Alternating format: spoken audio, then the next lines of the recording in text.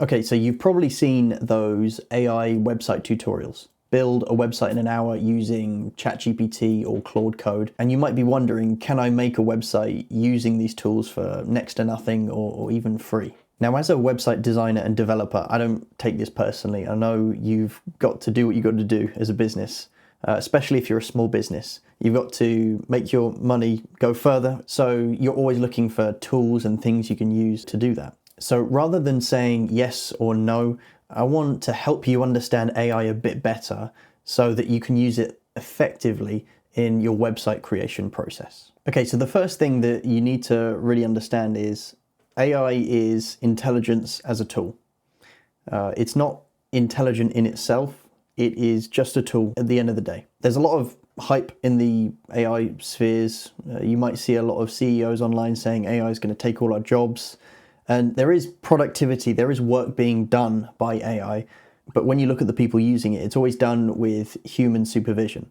So you've got to oversee AI. You can't outsource your intelligence to it. So why this matters is if you're a small business trying to represent yourself online and you want to create a website, you can't just outsource this completely to an artificial intelligence model because it's not intelligent on its own. It needs to be used like a tool. And just like any tool you have in your business, you know what it does and you know what it outputs. You need to understand what the AI model is outputting. So that really brings me to the most important part of this video. Anytime you're using a large language model, anytime you're typing something into ChatGPT or asking Claude or using Gemini, you need to ask yourself, do you understand the output? Do you understand what its response is? And that will help you determine whether you should use the output in your website creation process. So really then, it depends on your skills and your background and your knowledge as to what you use AI for. So rather than simply saying yes or no to this question, let's think about the different skills that go into creating a website and decide if we should use AI for each one of them. So here are a few skills I've come up with. Maybe you can think of some more, but let's just go over them one at a time. So development or coding. It's very tempting to tell ChatGPT to build me a website, code it from scratch, but you need to understand the output. You need to understand the code that's being output from that large language model. So if you have some software or coding knowledge, and you understand what it's doing, then feel free to use it. I use AI in some of my coding. I know a lot of coders who do, but if you don't have much coding knowledge, then it's probably best to stay away from using it in this kind of application. And I know there are a lot of vibe coders, people who just use prompts to create code and launch their website like that. But if you're a business, it's a bit of a tricky foundation to build your website on, because AI is very good at creating things, but it's not so good at modifying them or making changes. So you need to understand what code it's writing so you can understand how to make changes and how to update it. Otherwise, you're going to have a website that maybe looks nice, but you can't do anything with or change and grow. It's also worth noting that if your website has any kind of data handling, maybe there's a login form or it accepts payments, well, you need to make sure that that's handled in a safe way and it's handled securely. The AI is not going to be responsible for the customer data at the end of the day. You are, because you're the business owner. So you need to make sure you're understanding what code it's writing so that you can make the changes and you can keep it secure. So generally speaking, unless you have some software development knowledge, I would say development is one to stay away from when using AI. But how about copywriting, writing the content? Well, I think this is a pretty good application for AI, with some exceptions. I will say though, you're still the editor. You have to edit whatever it's writing. If you just copy and paste whatever it's written into the website, well, you're going to have quite a bland and generic website that will just be like everyone else's. So you need to stay on top of the AI model and be the AI's editor. But generally speaking, if you use it sparingly, copywriting is a good application for an AI model. How about images? I think this is one of the areas where AI's improved quite a bit. In the last year or so, these models have been getting really good at producing some images. As always, photography, real photography of your business is going to be the gold standard.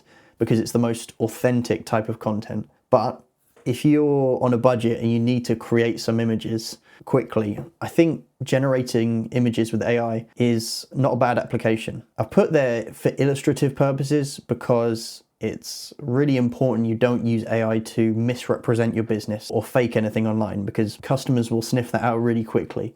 So you want to make sure that any generative images are used for illustrative purposes only. So how about SEO or even AEO, getting your website noticed by Google and getting noticed by other large language models? Well, I think this is quite a good application. A lot of AI models are good at searching the web for things and crawling websites. So you could tell an AI model to provide an SEO audit, but then again, you've got to understand what it's saying. If the audit tells you to, update your meta description or change some alt text, you've got to know what that is, and you've probably got to know how to do that. So it's useful for auditing or understanding your website in terms of SEO, but again, the implementation you're probably going to have to do yourself, or you're going to have to get someone who knows how to implement that for you.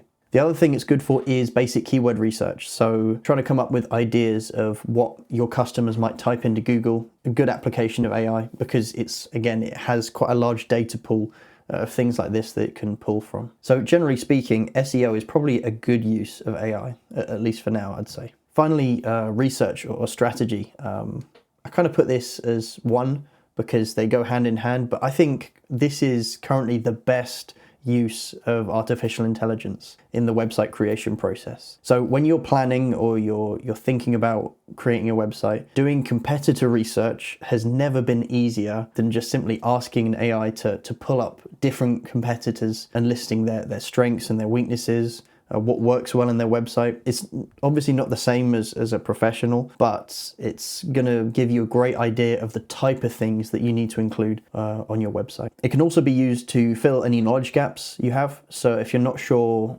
what something means, prompting the AI to explain a bit more is probably going to help you understand these areas a bit better. So overall, I'd say researching and strategizing, talking back and forth with the AI to generate some ideas and direction and strategy for your website, it's probably one of the best uses of it right now. So at the end of the day, you've got to remember that you get out what you put in when it comes to a website. AI generated content is now the minimum bar for quality online. Everyone else is using ChatGPT and all these AI tools to create generic but fine looking websites. So if you want to be at that minimum bar, be my guest and just use ChatGPT to create a website for you. But humans, paying a professional, a designer and developer, they will do a better job. Not just because they have knowledge and experience, but because they'll put their own human twist on it, and they'll tell your story online in an authentic way that connects with your customers. The other thing to remember is that as more and more people use AI,